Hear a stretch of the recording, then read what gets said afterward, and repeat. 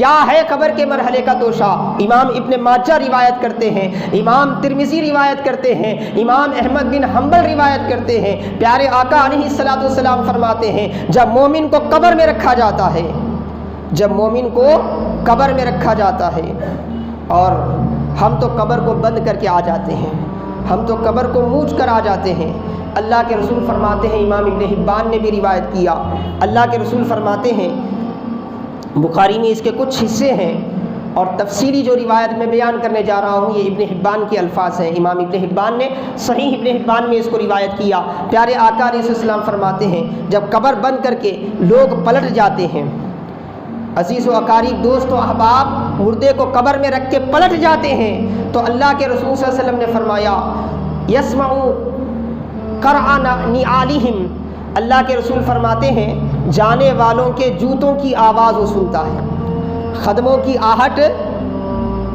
اب 2 قدم دور ہو رہے ہیں، 4 قدم دور ہو رہے ہیں، 5 قدم دور ہو رہے ہیں، 10 قدم دور ہو رہے ہیں، رشتہ دار ہے، بیٹا ہے، ساتھی ہے، اپنا ہے، پرایا ہے، سب اب اسے قبر کے حوالے کر کے قدم بہ قدم دور ہو رہے ہیں، اس کا احساس مردے کو ہوتا ہے، اس کا احساس جس قبر میں ہم جس کو رکھ کر آئے ہیں اسے ہوتا ہے، پیارے آقا علیہ السلام فرماتے ہیں۔ اس کے بعد فرشتہ آتا ہے، اس کے بعد ہم ہٹتے ہیں، دنیا والے ہٹتے ہیں، تو عالم ملکوت کا فرشتہ ان کے پاس آتا ہے، جب سرانے آتا ہے،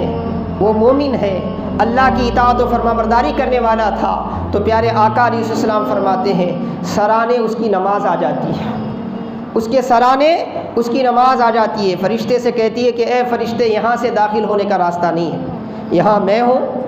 اس کے سر کی نگہبانی کے لیے میں ہوں، کیونکہ یہی سر تھا نا جو اللہ کے بارگاہ میں جھکا کرتا تھا اور سر کو زمین پر لگا کر بندہ اعلان کرتا تھا کہ اے پروردگار میں تیرے سوا کسی کو نہ بڑا کبھی مانا ہے نہ مانتا ہوں، یہ لے میرے جسم کا سب سے افضل حصہ زمین پر رکھ کر کہہ رہا ہوں، میری پیشانی جھکتی ہے تو بس تیرے لیے جھکتی ہے۔ یہ جو سجدے میں سر رکھ کے اعلان کرتا تھا نا، اب اس کے سر کی نگہبانی کرنے کے لیے اس کی نماز آ جاتی ہے۔ آج نماز سے بھاگنے والے، آج نماز سے دور جانے والے اور مسجدوں کی طرف جو نماز کے لیے آ رہے ہیں ان کو پکڑ کے ہوٹلوں کو لے جا کر چائے پلانے والے، سوچو ہم کیا کر رہے ہیں، ہم کیا کر رہے ہیں؟ ہم بھی قبر میں جانا ہے، ہمارے سرانے بھی فرشتہ آنے والا ہے، اگر ہمارے نامہ اعمال میں اللہ کی وہ نمازیں نہ ہوں گی تو ہمارے سروں کی حفاظت کون کرے گا ان فرشتوں سے؟ آقا فرماتے ہیں سر کی طرف سے نماز آ جاتی ہے اور آ کر کہتی ہے، کیا کہتی ہے؟ ادھر سے راستہ نہیں ہے۔ اب وہ دائیں طرف آتا ہے، فرشتہ دائیں طرف سے آنا چاہتا ہے اس کو لینے کے لیے، تو اس کا روزہ آ جاتا ہے۔ حدیث پاک میں آتا ہے، پیارے آقا نے فرمایا اس کا روزہ آ جاتا ہے، روزہ کہتا ہے کہ نہیں، ادھر سے راستہ نہیں ہے، ادھر سے راستہ نہیں ہے۔ اب فرشتہ بائیں طرف آتا ہے، اس کے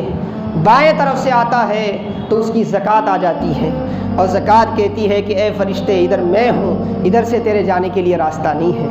ادھر سے تیرے جانے کے لیے راستہ نہیں ہے۔ اس کے بعد فرشتہ قدموں کی طرف آنا چاہتا ہے تو انسان کے نوافل ہیں، انسان کی مستحب نیکیاں ہیں، صدقہ و خیرات ہیں، قرآن کا پڑھنا ہے، اللہ کے یہاں گڑ گڑانا ہے، جو بھی باقی ساری نیکیاں ہیں وہ پیروں کی طرف آ جاتی ہیں، آ کر کہتی ہیں کہ اے فرشتے اب یہاں سے داخل ہونے کا تیرے لیے راستہ نہیں ہے، یہاں سے داخل ہونے کا تیرے لیے راستہ نہیں ہے۔ سر کی حفاظت نماز کر رہی ہے، دائیں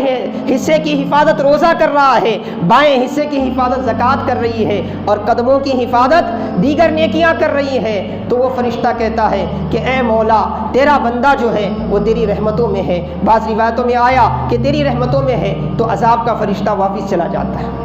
عذاب کا فرشتہ